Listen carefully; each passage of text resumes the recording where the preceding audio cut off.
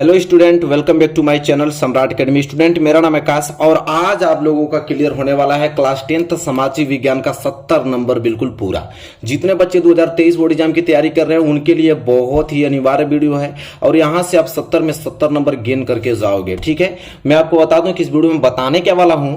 तो देखिए, 2022 के पूरा का पूरा जो पेपर 2022 का जो एक पेपर है सामाजिक विज्ञान का, कोड है 825 BY और एक हमारे पास पेपर है 825 CB। इन दोनों कोडों का मैं पूरा संपूर्ण सलूशन कराने वाला हूं आप लोगों के सामने। तो इन सारे क्वेश्चन को आप लोग अच्छे तरीके से गेन कर लेना, क्योंकि देखिए मेरे प्यारे विद्यार्थियों, 30% सिलेबस उस बार भी कटा था 2022 में, सेम वही सिलेबस रहने वाला है 2023 में।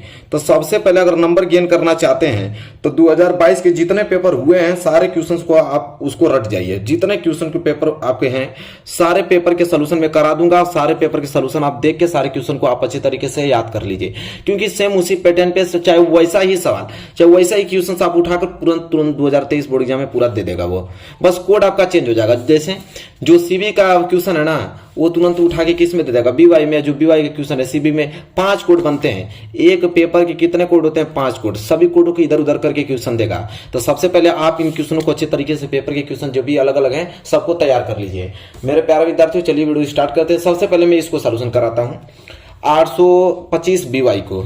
ठीक है, 825 BY इसका पहले मैं सोल्यूशन आप लोगों को करा दूं, इसके बाद फिर हम लोग उस वाले पेपर का देखेंगे। चलिए देखिए, यहाँ पे 3 घंटे 15 मिनट का समय है और 70 नंबर का पूर्णांक है। चलिए सबसे पहले पार्ट ये देखते हैं। मैं थोड़ा जूम कर देता हूं ताकि आपको सबसे अच्छा से दिख रहा है अच्छे से। चलिए सबसे पहले ये वाला क्वेश्चन देखना। पहले यही है खंड क। पहले हम लोग खंड क करने वाले हैं। ठीक है, मैं यहाँ इस पे आंसर लिखता रहूंगा, पूरा अच्छे तरीके से नोट आप करते जाइएगा।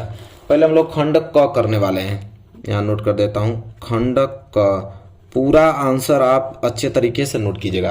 खंड क में पहला प्रश्न है कि निम्नलिखित विकल्पों में से सही उत्तर चुनकर अपनी पुस्तिका में लिखिए। चलिए भाई देखते हैं पहला क्या प्रश्न है।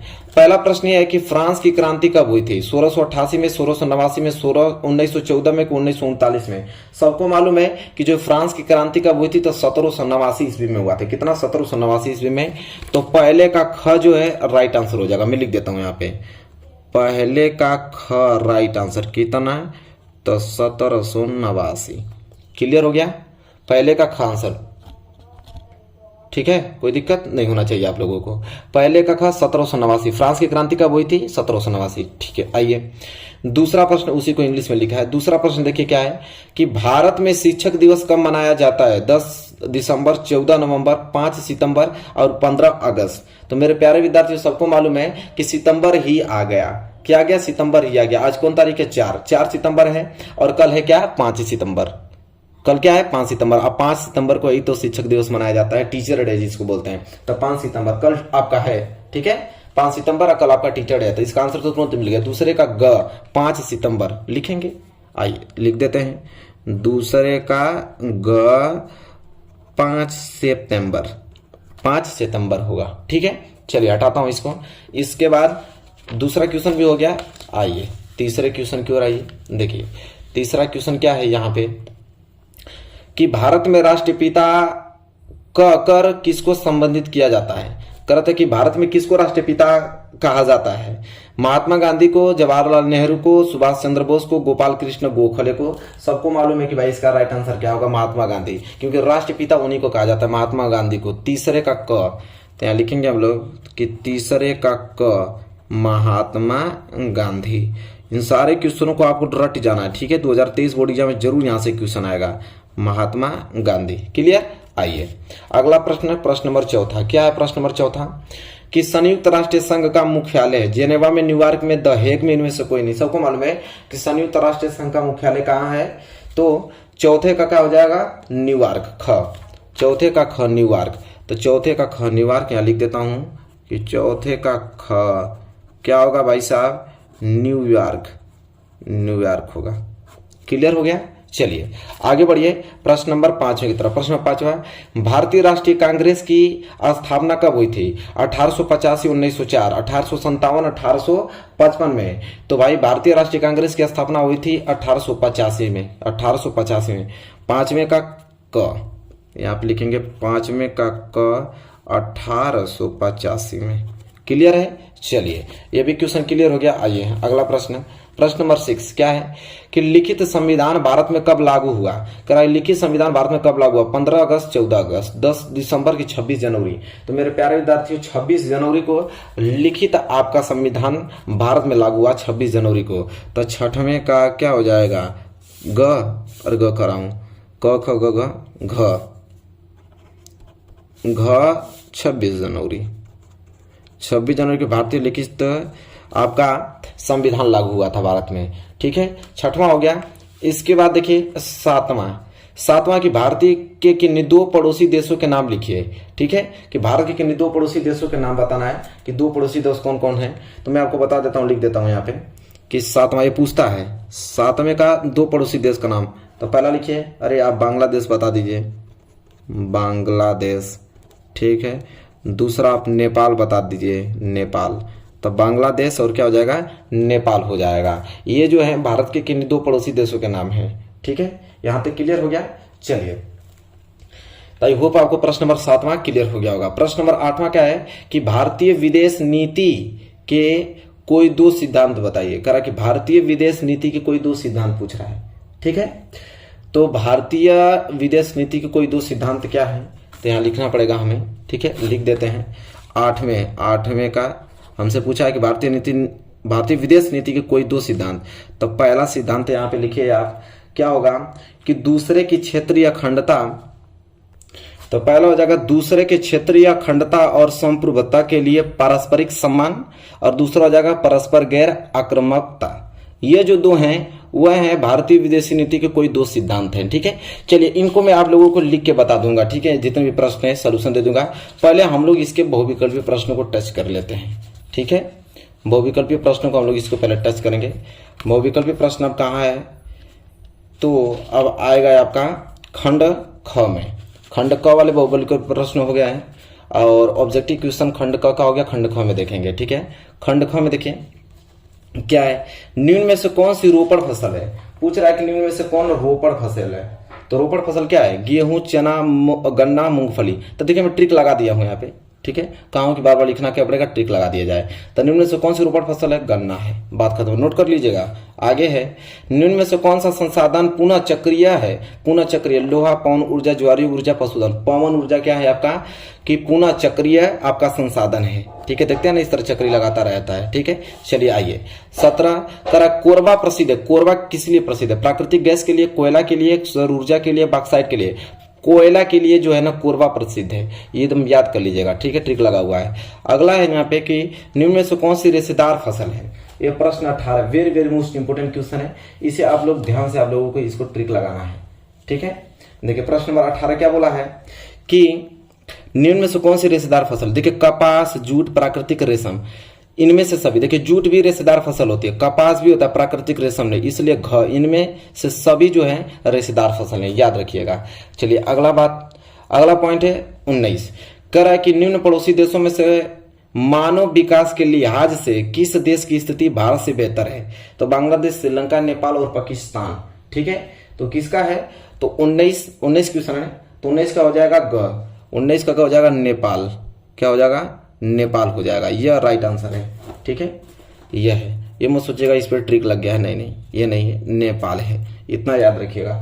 19 का क्या हो जाएगा, ग हो जाएगा कि निम्न पड़ोसी देशों में से मानव विकास के लिहाज से किस देश की स्थिति भारत से बेहतर है, तो नेपाल की स्थिति। ठीक है, 19 का क्या हो जाएगा, ग। अगर हम बात करें अगले प्रश्न की तरफ, 20वें की तरफ, तो 20वां देखिए। 20वां प्रश्न क्या है, नोट कीजिए। 20वां है, एक वस्तु का अधिकांशतः प्राकृतिक प्रक्रिया से उत्पादन सम्मिलित है। ठीक है, 20वां प्रश्न है कि एक वस्तु का अधिकांशतः प्राकृतिक प्रक्रिया से उत्पादन सम्मिलित है। प्राथमिक क्षेत्रक में, द्वितीय क्षेत्रक में, तृतीय क्षेत्रक में, सूचना प्रौद्योगिकी में। तो इसका जो आंसर होगा ख। क्या होगा, ख, द्वितीय क्षेत्रक में। क्या, द्वितीय क्षेत्रक में। तो 20वें का ख हो जाएगा राइट आंसर, द्वितीय क्षेत्रक में। ठीक है, चलिए आगे हम बात करें तो अगला प्रश्न देखिए। यहां से तो बहुविकल्पी वाला प्रश्न सब कुछ क्लियर हो गया। ठीक है, आइए मैं आप लोगों को मानचित्र वाला भी क्वेश्चन करा ही देता हूं। ठीक है, मानचित्र वाला क्वेश्चन मैं आप लोगों को करा देता हूं। यहाँ पे प्रश्न नंबर क्या है आपका, 28। प्रश्न नंबर 28। देखिए प्रश्न नंबर 28 क्या है, ध्यान से सुनिएगा।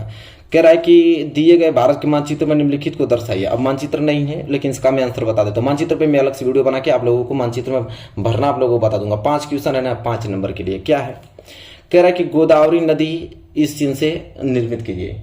ठीक है, तो अब इस चिन्ह से आप लोगों को गोदावरी नदी, हम लोग को तो ये मानचित्र का कार्य है, मानचित्र तब तक नहीं रहेगा तो गोदावरी नदी को हम लोग कैसे यहाँ से डिनोट करेंगे। चलिए यहाँ तक चीजें क्लियर हो गया होगा, बहुविकल्पीय प्रश्न क्लियर हो गया ना। इस पेपर का पूरा सोल्यूशन मैं आप लोगों को लिखकर आप लोगों को दे दूंगा। ठीक है, ये पेपर आप लोगों को क्लियर हो गया। अब देखिए अगला पेपर है आपको 825 सीबी, देखते हैं इसको। चलिए अगला पेपर है 825 सीबी, इसके बहुविकल्पीय प्रश्न देख लेते हैं पहले। देखिए बहुविकल्पीय प्रश्न क्या है यहाँ पे, निम्नलिखित में से किसका कथन है, जब फ्रांस छींकता है तो बाकी यूरोप को सर्दी जुकाम हो जाता है। देखिए बहुत इंपॉर्टेंट क्वेश्चन है, कह रहा है किसका कथन है कि जब फ्रांस छींकता है तो बाकी यूरोप को क्या होता है, सर्दी जुकाम। काबूर का, विस्मार्क का, मेत्सनिका की मैटरनिक का, बताए। वेरी मोस्ट इंपॉर्टेंट है, तो हो जाएगा मैटरनिक, क्योंकि मैटरनिक ही कहा था कि जब फ्रांस छींकता है ना तो बाकी यूरोप को सर्दी जुकाम हो जाता है। तब पहले का क्या हो जाएगा, घड़ी का क्या हो जाएगा, मैटरनिक, मैटरनिक। ठीक है, चलिए इसके बाद दूसरा बात करते, पहला तो हो गया, दूसरा देखते हैं इधर। दूसरा क्या है, इन सभी का सलूशन मैं करा दूंगा, आप टेंशन ना लीजिए, बिल्कुल भी टेंशन ना लीजिए। ठीक है, सब सलूशन आपको मिलेगा। दूसरा है, सविनय अवज्ञा आंदोलन की शुरुआत किस महत्वपूर्ण घटना के साथ की गई। कह रहा कि सविनय अवज्ञा आंदोलन जो हुआ था इसकी शुरुआत किस महत्वपूर्ण घटना के साथ की गई। रॉलेट एक्ट की घोषणा, नमक कानून तोड़कर, साइमन कमीशन का आगमन, जलियांवाला बाग हत्याकांड। ठीक है, तो मैं आपको बता दूं कि नमक कानून तोड़कर मतलब कि दूसरे का ख, नमक कानून तोड़कर। देखिए नमक कानून जब टूटा तो नमक कानून तोड़कर इस सविनय अवज्ञा आंदोलन की शुरुआत किस महत्वपूर्ण घटना के साथ की, नमक कानून तोड़कर। ठीक है, याद रखिएगा, दूसरे का ख। अब आइए तीसरे का देखते हैं। तीसरा प्रश्न है कि भारत में सर्वाधिक बोली जाने वाली भाषा कौन सी है, मतलब भारत में सबसे ज्यादा कौन सी भाषा बोली जाती है, उर्दू, अंग्रेजी, हिंदी, पंजाबी। इसका तो ऑप्शन आप लोगों के एकदम जबान पे होना चाहिए कि हिंदी। भाई भारत में सबसे ज्यादा हिंदी तो बोली जाती है, तो तीसरे का ग हो जाएगा क्या, हिंदी। ठीक है, क्लियर हो गया। चलिए अगला प्रश्न नंबर 4 क्या है, प्रश्न नंबर 4 कि काले दस्ताने और बंदी मुठिया किस प्रतीक थी। काले जो दस्ताने और बंदी मुठिया किसकी प्रतीक थी, विद्रोह की, शांति की, अश्वेत शक्ति की इनमें से कोई नहीं। मतलब वेरी वेरी मोस्ट इंपोर्टेंट है, काले दस्ताने और बंदी मुठिया किसकी प्रतीक थी, विद्रोह की, शांति की, अश्वेत शक्ति की इनमें से कोई नहीं। तो अश्वेत शक्ति की थी, अश्वेत शक्ति की। चौथा का ग, अश्वेत शक्ति की, चौथा का ग अश्वेत शक्ति की, नोट कर लीजिए। ठीक है, अश्वेत शक्ति की। क्लियर। चलिए अगला प्रश्न देखते हैं, पांचवा क्या है, निम्नलिखित में से किस एक देश को छोड़कर हर जगह तानाशाही पर लोकतंत्र को प्राथमिकता दी जाती है, भारत, पाकिस्तान, नेपाल की श्रीलंका। तो मैं आपको बता दूं पाकिस्तान को छोड़कर हर जगह तानाशाही पर लोकतंत्र की प्राथमिकता दी जाती है। तो पांचवें का ख क्या, पाकिस्तान। ठीक है, चलिए आइए छठवां। तो छठवां प्रश्न क्या है कि लोकतांत्रिक अव्यवस्था के राजनीतिक और सामाजिक असमानताओं के बारे में किए गए अध्ययन बताते हैं कि लोकतंत्र और विकास साथ साथ चलते हैं। लोकतांत्रिक व्यवस्थाओं में असमानताएं बनी रहती है, तानाशाही में असमानताएं नहीं होती हैं। तानाशाही लोकतंत्र से क्या है, बेहतर है। ठीक है, तो मैं आपको बता दूं, कह रहा है कि लोकतांत्रिक व्यवस्था के राजनीतिक और सामाजिक असमानताओं के बारे में किए गए कथन बताते हैं कि जो लोकतांत्रिक अव्यवस्थाओं में असमानताएं बनी रहती है। नोट कर लीजिए आप लोग, छठवें का ख। अब मैं क्या लिखूं, बहुत बड़ा है, आप लोग नोट कर लीजिएगा। मैं आप बस लिख देता हूं कि छठवां का ख, यहाँ पे डॉट डॉट करके आप दिख ही रहा है आपको, ये लिख लीजिएगा। ठीक है, चलिए आगे बात करते हैं। तो यहाँ से ताती लघुत्तरीय स्टार्ट हो जाता है। अब आइए खंड ख में देखते हैं। खंड ख में बहुविकल्पीय प्रश्न देख लेते हैं। आइए सभी क्वेश्चंस मिलेंगे। आप सोच रहे हैं सर दीर्घोत्तरी छोड़ रहे हैं, लघुत्तरी छोड़ दे रहे हैं, अति लघुत्तरी छोड़ दे रहे हैं, बहुविकल्पीय बता रहे हैं, तो बहुविकल्पीय इसमें तुरंत बता दिया जाएगा और वो सब लिख के बताना होता है। ठीक है, तो लिख के पूरा डिटेल में एक पेपर का पूरा सोल्यूशन ही आपको मैं दे दूंगा, थोड़ा सा भी टेंशन लेने की जरूरत नहीं है। चलिए इस पे ध्यान दीजिए। कह रहा चाय की खेती के लिए कौन सी मिट्टी उपयुक्त है, बताइए। लाल मिट्टी, जलोढ़ मिट्टी, पर्वतीय मिट्टी के लेटराइट मिट्टी। बताइए चाय की खेती के लिए कौन सी मिट्टी उपयुक्त है? मैं बोलता जाऊंगा, आप नोट करते जाइएगा, मैं लिखूंगा नहीं अब, ठीक है? मैं बस बोल दे रहा हूं, आप इसको नोट कर लीजिएगा। तो चाय की खेती के लिए कौन सी मिट्टी उपयुक्त है? तो पर्वतीय मिट्टी। क्या? पर्वतीय मिट्टी। नोट कीजिए, 15 का ग पर्वतीय मिट्टी। आइए आगे बात करते हैं प्रश्न नंबर 16। प्रश्न नंबर 16 है कि निम्नलिखित में से किस राज्य में सीढ़ीदार खेती की जाती है? कह रहा है कि निम्नलिखित में से किस राज्य में सीढ़ीदार खेती की जाती है? पंजाब में, हरियाणा में, उत्तर प्रदेश में कि उत्तराखंड में? बताइए। तो उत्तराखंड में। देखिए उत्तराखंड में ही सीढ़ीदार खेती की जाती है। उत्तराखंड। 16 का क्या हो जाएगा? घ। उत्तराखंड में। नोट कर लिए? चलिए आगे बढ़िए। पश्चिमी रेलवे का मुख्यालय स्थित है दिल्ली में, कोलकाता में, मुंबई में कि अमृतसर में? बताइए। जो पश्चिमी रेलवे है उसका मुख्यालय कहाँ स्थित है? बहुत इंपॉर्टेंट है, तो मुंबई में स्थित है। इसमें पूछने वाले क्या बात है? मुंबई में। 17 का ग। तो पश्चिमी रेलवे का मुख्यालय स्थित है मुंबई में, ठीक है? आगे आइए प्रश्न नंबर 18।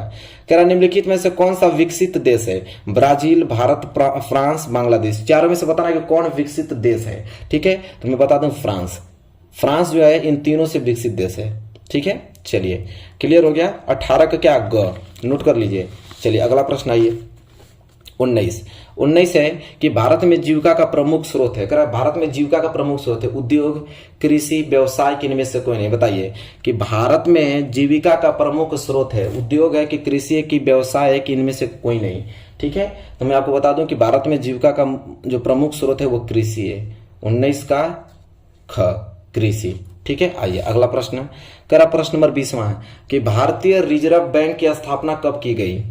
भारतीय रिजर्व बैंक की स्थापना कब की गई? 1935, 1945, 1955, 1965? बताइए भारतीय रिजर्व बैंक की स्थापना कब की गई? 20वां क्वेश्चन वेरी मोस्ट इंपोर्टेंट है। तो 1935 में। कब? 1935।